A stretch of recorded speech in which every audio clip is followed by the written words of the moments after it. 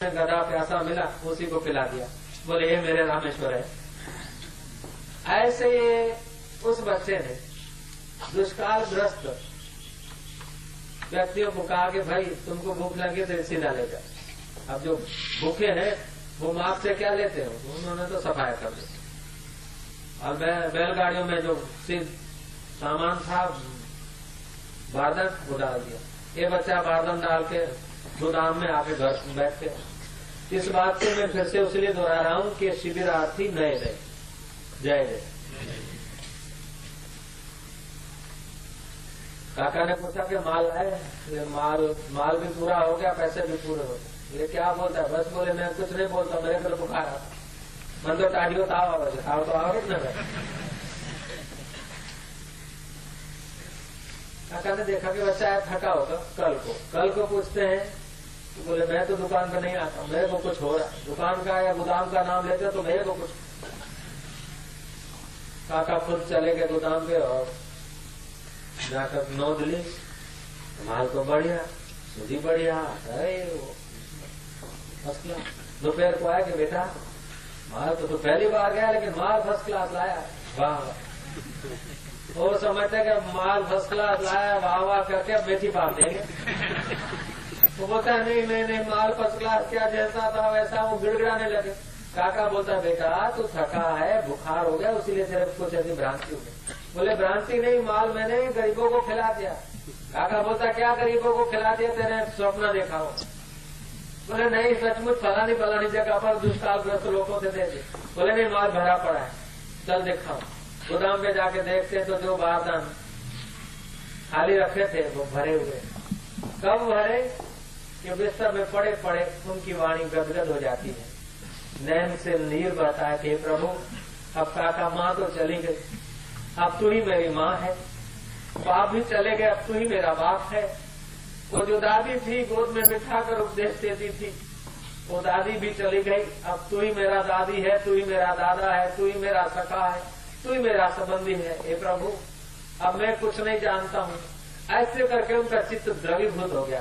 क्षण भर के लिए चित्त द्रवीभूत हो जाए और अपने स्वरूप में टिक जाए तो प्रकृति अपना नियम बदल देती। ये जो चमत्कार घटते हैं ना भक्तों के जीवन में या संतों के जीवन में, ऐसे करते। हृदय द्रवीभूत हो गया, हे प्रभु मैं तो नहीं जानता हूं मैं कैसे बचूं, लेकिन तू बचाना चाहे तो तेरे हजार हाथ। हे अंतर्यामी तू सब में है, काका के हृदय को बदल दे, चाहे कुछ भी कर दे, तू जाने में कुछ नहीं जानता हूं। अब मैं नहीं जानता हूं, ये सरेंडर हो गया।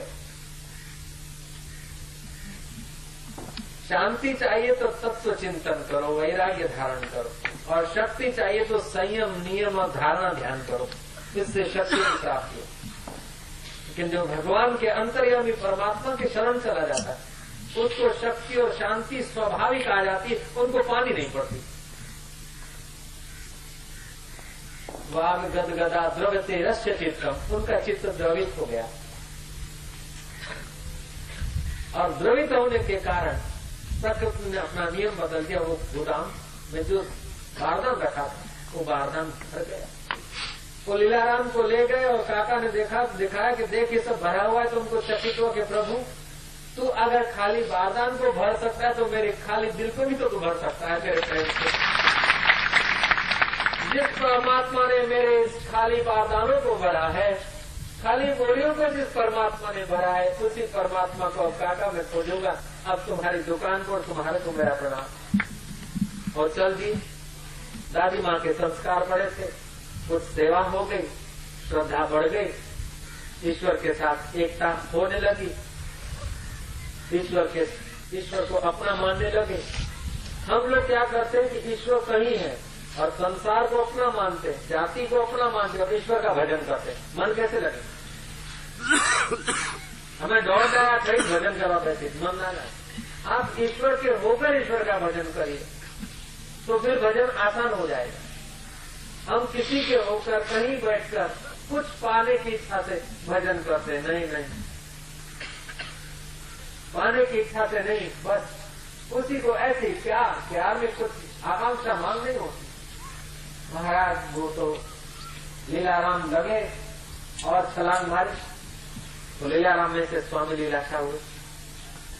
अब कहा तो वो थर पार कर कि एक देहाती अनपढ़ बुढ़िया, अब वो बुढ़िया न होती और वो संस्कार नहीं होते तो लीलाराम में से लीलाशाह न होते, और लीलाशाह न होते तो आशाराम न होते, और आशाराम न होते तो आज इस रूप में अपन लोग भी नहीं होते, अपन खांड बेचे और कोई नहीं होता। तो भगवत संगियों का संग मिल जाए तो अद्भुत सामर्थ्य होता। बुढ़िया को तो पता भी नहीं होगा उस दादी माँ को कि मोटेरामा शिविर थशे અને પછી મારી વાત નીકળશે, એમનું નામ હજી હું જાણતો નથી। દાદી માં કહું છું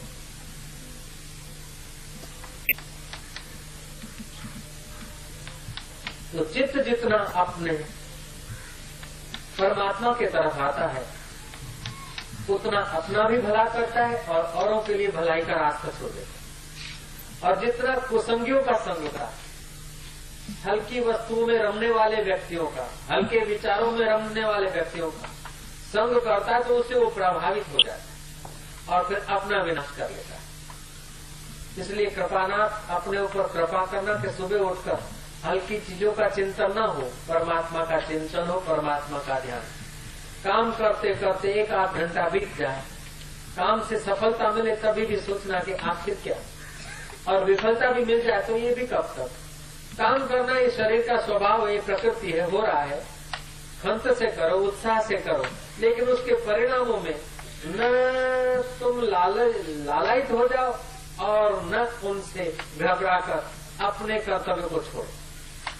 काम तो करो, उत्साह से करो, खंत से करो, लेकिन उसके परिणाम ईश्वर अर्पण करो। जो शास्त्र, धर्म और ईश्वर के ऊपर श्रद्धा रखता है उसको निराशा या अहंकार इतना नहीं घेरता।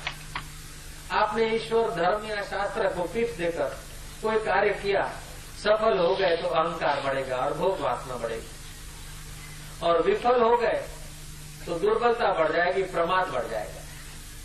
अगर आप ईश्वर को ईश्वर आज्ञा, गुरु आज्ञा, शास्त्र आज्ञा मानकर अपना कर्तव्य करते हैं तो क्या होगा कि सफल हो गए तो उसका प्रसाद मानेंगे, और असफल भी हो गए तो आपको लगेगा कि हमने तो अपना कर्तव्य किया, तो आपको अपना कर्तव्य पालने का सुख मिलेगा असफल होने पर भी। शास्त्र ने कहा कि ऐसा करो, गुरु ने कहा है ऐसा करो, और ऐसा नहीं कर,